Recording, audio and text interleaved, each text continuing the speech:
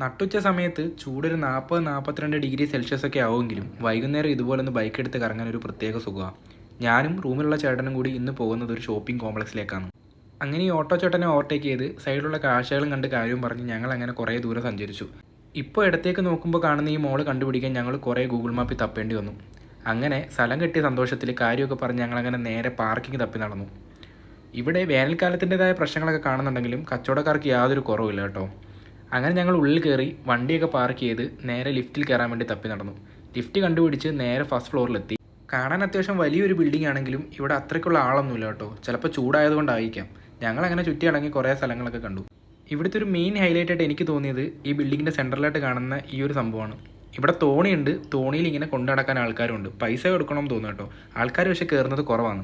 ഇവിടെ അങ്ങനെ കുറേ എസ്തെറ്റിക് ആയിട്ടുള്ള കാഴ്ചകളൊക്കെ ഉണ്ട്. അങ്ങനെ അതെല്ലാം കണ്ട് നടന്ന് കുറേ നേരം അടുത്തപ്പോഴത്തേക്കും ഞങ്ങൾ സെക്കൻഡ് ഫ്ലോറിൽ കയറി. ഇവിടെ കുറേ ഫ്ലോർ ഉണ്ടെങ്കിലും സെക്കൻഡ് ഫ്ലോറിൽ കയറിയ ശേഷം ഞങ്ങൾ മടുത്തുകൊണ്ട് നേരെ തിരിച്ചിറങ്ങി ഹോസ്റ്റലിൽ പോയി.